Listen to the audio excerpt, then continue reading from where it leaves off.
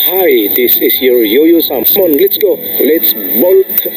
Hello, welcome to all ladies and gentlemen. Today is December 8th, Thursday, 2022. Our topic for today is about how to prepare the nursery plot for rice seedlings. Ito yung unang ginagawa. Unang-una, maglinis muna sila dito sa isang parte ng rice paddies at maggawa ng isang mini plot. Lagyan nila ng mini dike upang yung tubig ay hindi makaakyat dito sa kanilang ginagawang nursery. Yung unang-una, nilinis muna nila tapos nilagyan nila ng mini dike. Sa kabila naman ay mayroon yung mini dike upang yung tubig dyan sa gitna ay hindi siya makaakyat. Yung tubig na yan ay ginagamit din nila upang magdilig, madaling sumibol ang isang rice seedlings. Bago sila maggawa ng nursery plot ay nagbabad muna sila ng rice seedlings doon sa kanilang bahay. Binabad nila ng 12 hours upang mag-break ang kanyang rice hulls at dahan-dahan na siyang sumisibol. Primary roots ng rice at dito na dinadala upang i-sprinkle sa mini plot. Dalawa kasi dito yung ori sa amin ng mini plot. Yung pagkatapos ng pag-sprinkle,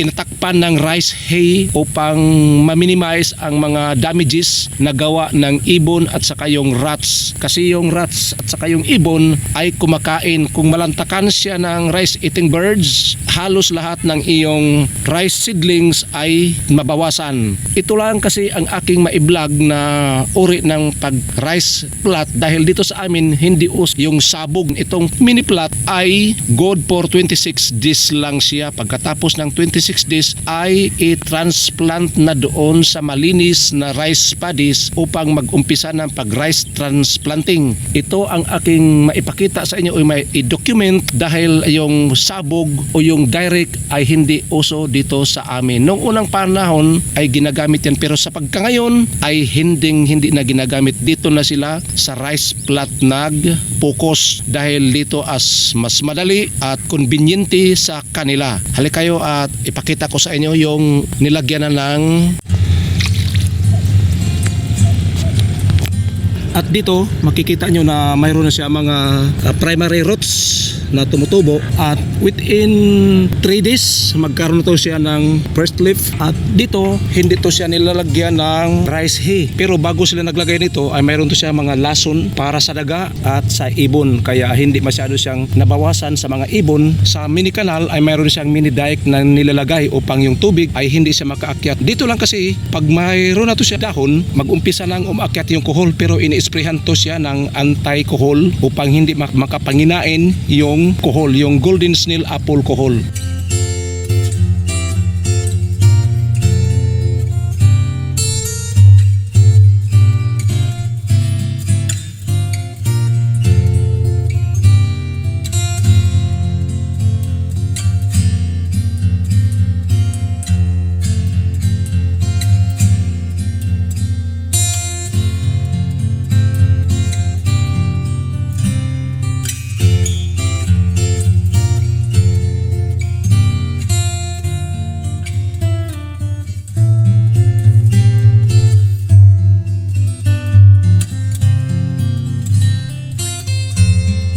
Itong lugar na ito, hindi ito sa amin. Ipinakita ko lang to upang makumplito at mabuo ang aking content na ito. How to make a rice plot, preparation of rice plot and preparing the rice seedlings.